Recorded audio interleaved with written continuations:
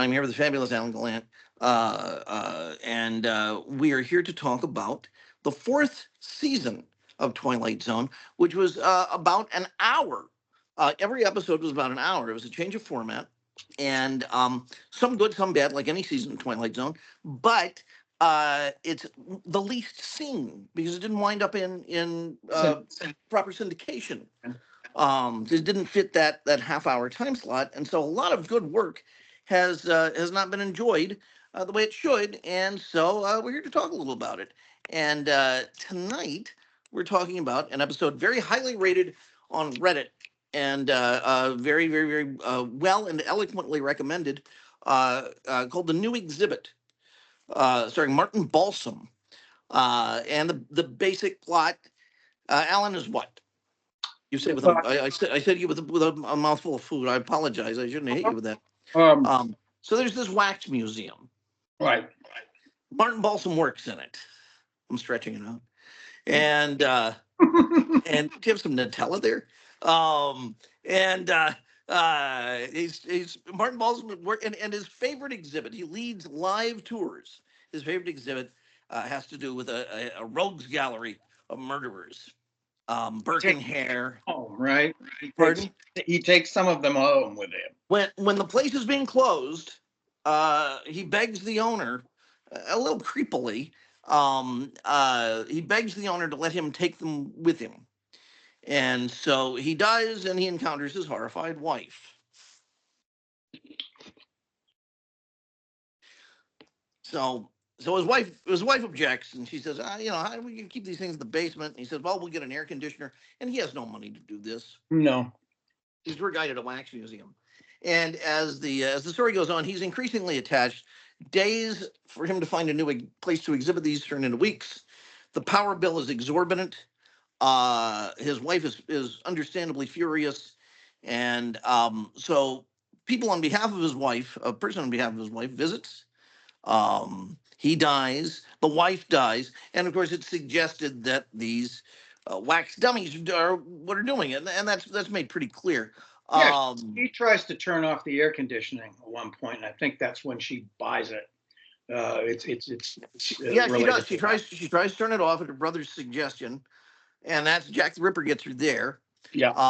And then the brother goes to investigate, and then the owner of the wax museum goes to investigate. And it's clear who's doing what in this tale of obsession. And at the end, predictably, he is caught and blamed for these murders. Yes. And the exhibit is purchased by someone else. And of course, he is the last wax figure in the new exhibit. Yes, it's ironic. It's basically the curse of obsession. It's semi supernatural and semi, you get that feeling of Psycho. Yeah. You get that real feeling of that. And which is why when he's caught, it's like, oh, he did them all. And then it turns out maybe he didn't do them all, and now speaking of Psycho, when was the movie Psycho made? 1960? Yeah, it might have been. They may have started production in late '59. It was. My mother went to see Psycho when she was carrying me. So okay. She said explained a hell of a lot. So. Now, that's ironic, of course, because Martin Balsam. Yes. In playing the voice of reason in Psycho and playing the Psycho in the Twilight Zone. Yep. And I think Balsam's terrific in this. Like a lot of these Twilight Zones, they're almost a one-man show. There's a lot of supporting cast because I think in most of them, not all of them, but in a lot of them, you'll get this great supporting cast of these character actors because it really it's like having everything comes alive when you're surrounded by people rather than just sets and so on, and so that kind of writing always interested me. Some of the ones where there's only a couple of people are pretty darn good too, but this one is you got a lot of people that are responding, reacting to, and so on, and it adds to that whole mood, I guess you would call it, of what's happening. people get concerned, or people are, it sets up sort of obstacles for him. Obviously, his wife is probably the primary obstacle once things get out of hand. But yeah. What does Balsam play his hand too early? Does the script play Balsam's hand too early, or does he, in your opinion, manage to stretch it out for the hour? Well, I think it's okay. By playing his hand, do you mean the actor, in terms The of actor giving away where the yeah, character is going to go? yeah. I think he's doing what the script calls for. I really do, in terms of and again, we're talking about that time period where there's a style that's happening there, and so the anxiety is just, it's the same kind of thing that built into Psycho, literally. I mean, there's this uncertainty, this anxiety, this covering up, this, that, and the other thing that works, I think, for that time period particularly. It's almost melodrama, particularly when music is used to sort of push it. But at the same time, I don't think Balsam is overplaying his hand. I think this is what is required of him in terms of his psychosis, in terms of what the character's panicking about, or whatever, or irritated about, all of these things. So yeah, today you might play it more subtly. If you might rewrite the script in certain aspects of it, but I don't think for the time he was doing anything out of school at all. Yeah, I mean, I think the only actual bad thing he does is buries his wife, Right. and that's it. So he's not committing any murders. He's just which is an irony that he would wind up with a bunch of murderers. There's a lot of inner conflict going on because Yeah. of obsession, and because he doesn't want to give it up, and because of things that maybe he's discovering about himself and the wax figures, and various things that he's thinking about. But yeah, this is also one of those shows where it's like the marriage gone wrong. Oh, sure. It's just a lot of that among middle-aged writers. Yes. Who were old men. Yes. In this period. Yes. Odd. How did that happen? This period, a certain number of years after World War II, they're hitting a certain age.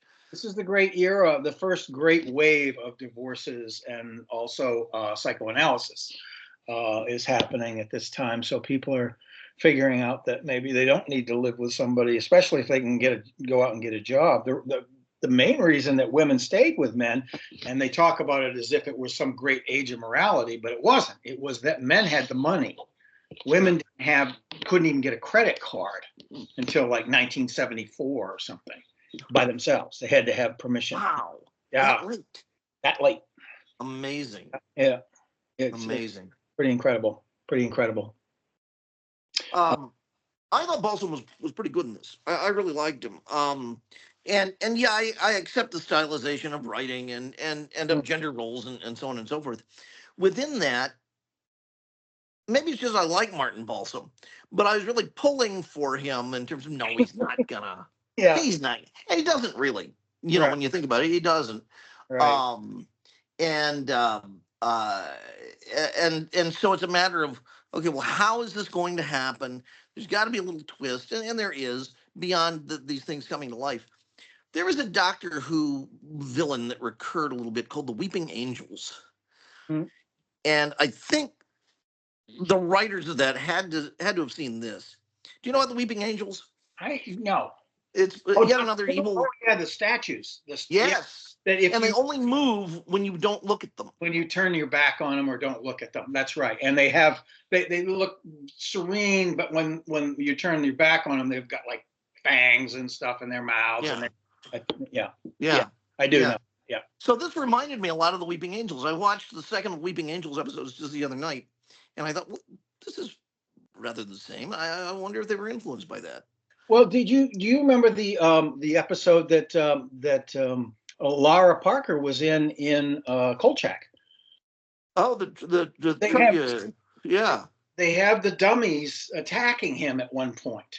They're not wax figures, but they're clothed clothes dummies. I wonder, where does that go back to? How early? I don't know, but that anything like that, I think it probably goes back to like doll possession. These little dolls and things like that, or ventriloquist dummies. So Yeah. back a ways. Now, there's a scientific explanation for why they are creepy. This is absolutely true. This is why dolls are creepy. This is what this is all about, really. Oh, this wax figure is creepy. I wonder if they came alive. What would that be like? Right. Well, there's this thing. So I used to be a ventriloquist, so you learn all sorts of weird stuff in there. Sure. And the reason that ventriloquial figures blink, and of course, it makes them more lifelike.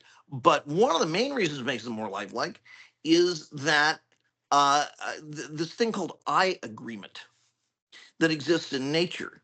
Yes. And eye agreement, for those who don't know, eye agreement is this biological, psychological truth that in nature, a creature only maintains eye contact with you for so long before breaking off for a little while and coming back.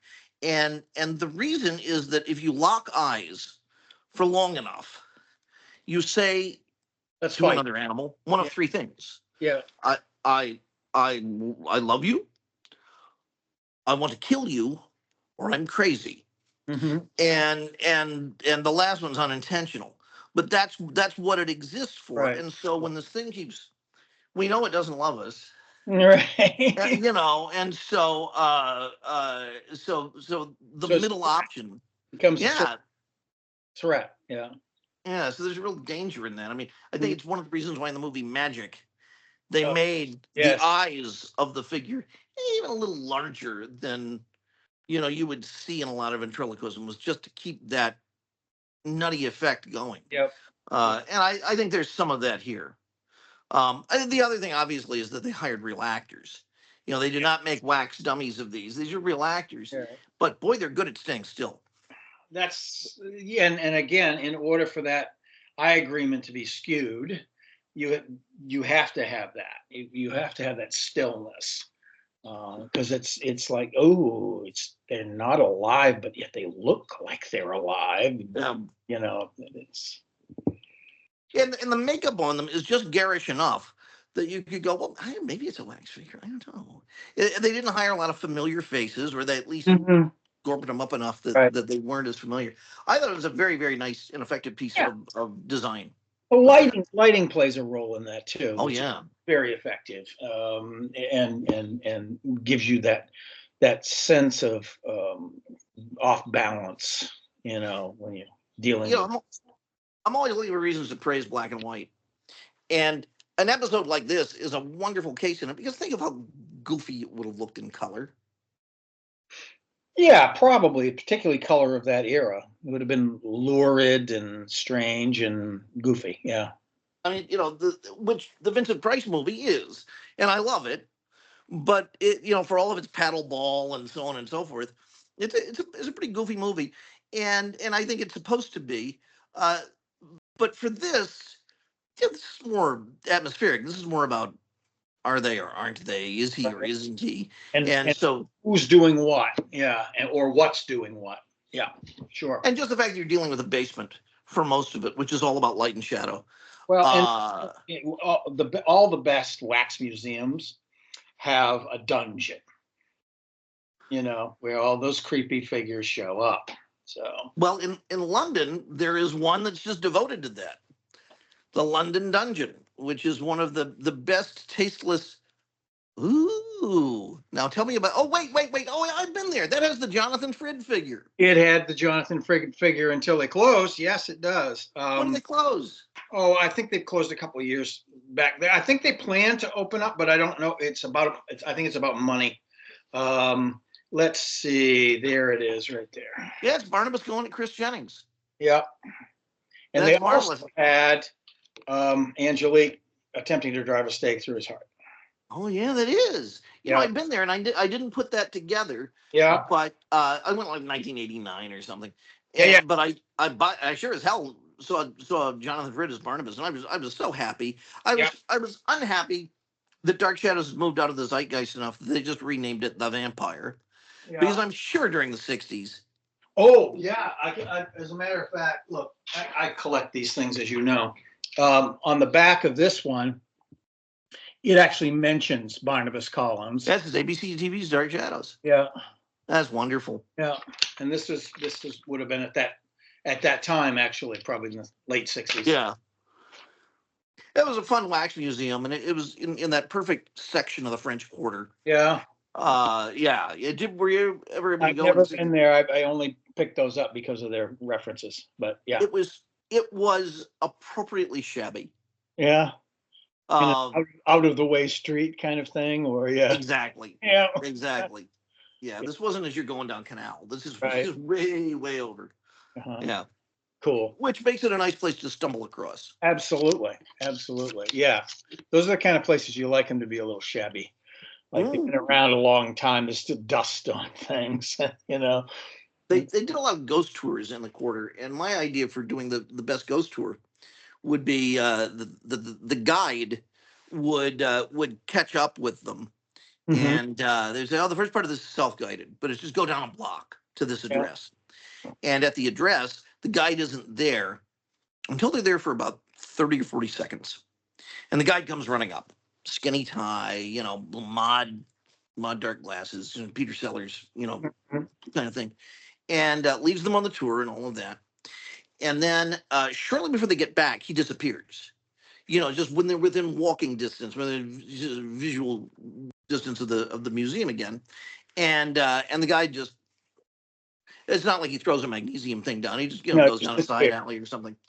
And when they get there, the out of breath owner greets them and says, "My God, where were you? I went up and down looking for you." And they said, "Oh, no, he led the tour." He said, "Who?" And I said, "Oh, his name was Jason." I said, Jason, Jason Richards. It's like, yeah, that was his name. And he points to a picture on the wall. Yeah. And Jason Richards died in like 1959, leading ghost tours in the French Quarter. Right. And everybody has a good laugh. Yeah. Yeah. Yeah. That would be fun, actually. Immersive. Florida is pretty well known for its ghost tours because of St. Augustine in particular, the old city. I've been to the jail. Mm-hmm. Yeah. That jail is like, how the hell did anybody? It's like this big. Yeah. It's just ridiculous. I went twice. I went when I was 5 and I went when I was 13. Mm-hmm. When I was 5, it was just wondrous. Of course. It was like touring Alcatraz. Yes. And when I was 13, I had that same reaction. Like, wait, this is it? That's it. Everything is tiny in there. It's like everybody must have been tiny back then. But yeah, and Ripley's, of course, the original Ripley's is there. And but they did ghost tours out of Ripley's, which was fun. That was a lot of fun. They actually toured several of the rooms in Ripley's and did their hocus pocus, and it was just fun. That's great. Yeah, that's great. Yeah, we have a Ripley's in Gatlinburg. It's not the same. It's not the same. The ones I've done the Ripley's in Gatlinburg, and I've done the one in San Francisco. There's one in the one in St. Augustine and the one in Key West, I think, are the best because that's where he hung out. That's where he was dumping his collections. So his first collections. Sure. So there's stuff there that are not reproductions of the Ripley props. They're the real things. Yeah, some of them are. Yeah, some of them were reproductions to begin with, but that was the mermaid and all of that. But I don't want a reproduction. Right. I want an authentic reproduction. Right? Yeah. Yeah, the Javaro shrunken heads and all that stuff. You go to St. Augustine or to Key West and you see some of that stuff. Whether it's real or not, I couldn't tell you. Probably not, but pretty damn. Yeah, looks pretty real anyway. Anything else about the new exhibit that's on your mind? Is this? No, it's one of the ones that is, it does have morality involved in it in terms of obsession and things like that. Don't get obsessed with wax figures and murderers. Right. Don't step over the line, whatever it is. But it's more in that sort of psychological horror genre, which you get certain of the episodes are. I'm trying to remember who wrote it. You probably know. I should, but I don't. It was written by Jerry Soule, credited to Charles Beaumont. So Beaumont had his hands in it, even if he didn't write the first draft. We've talked about Beaumont privately before, and he's one of my favorite writers. Yes. And he wrote just every Twilight Zone he wrote was a winner. Yeah, he's the one that wrote the one about the guy in the basement that turns out to be Satan. Yeah, the Howling Man. Yes, the Howling Man. Yeah. Yeah. There was an episode that I can't remember what the name of it was. I'm terrible with the names anyway, but where this guy, and I think it was a Twilight Zone, where this guy made a bet that he could keep his mouth shut for a year. He has his larynx removed so he doesn't lose the bet. Yeah. Ooh. And he lives in the glass booth in the guy's house. It's freaky. That's some serious stuff as well. For me, any 12-year-old who wants to be a writer, I think is obligated to watch The Twilight Zone. I agree. It's so consistently good, For me, when people ask me what I think the greatest TV series of all time is, I answer The Twilight Zone, because it's so well written. Yeah, that's it. From the point of view of a writer, it would be. It's very consistent, and yet it has a lot of variety. We forget the wonderful comedy episodes and sentimental episodes, and then the political episodes, the allegorical episodes, the scary episodes like the Invaders, and the Twilight Zone, the original Twilight Zone, reminds me of something Charlton Heston said about Shakespeare, where he said, once you figure out what the guy is saying, there's no better way to say it. Right. And sometimes when I think of these themes that the Twilight Zone covers, once you see how Serling handles it, and I use him as just, to blanket over all the writers, there's almost no better way to do it. I mean, there are ways that are just as good. Yeah. But the incredible economy, and of course that's helped by being a creature of the era, because people just come out and say what they want to say. Right. Here's your philosophy. Yeah, but also the writing was at that first decade of the realistic acting that had really taken the United States by storm after World War II, and when the American method became so huge, based on Stanislavski, of course. But and so you get even within the style, you get a lot of people that are working hard at listening, although they don't look like they're working hard, but as an actor, you can tell they're doing their due diligence. They're focused on what they're supposed to be focused on. And there are some old school actors that are just like, I'm just walking through the door and doing it. And that works too. I mean, yeah. It's like there's a sort of a combination, and they complement each other because of the way they're written. It's a United Nations of two different acting eras that do work really well. The next episode I'd like to look at is a Serling in a lot of ways, and it follows this one, and that's of late, I think, of Cliffordville with Albert Salmi. Okay. So as soon as we have a night, let's do that one. Absolutely. All right. Well, I think that's it for now. Okay. I'm Patrick McCray. I'm Alan Gallant. And stand with the Twilight, I guess, or something like that. Thanks a lot.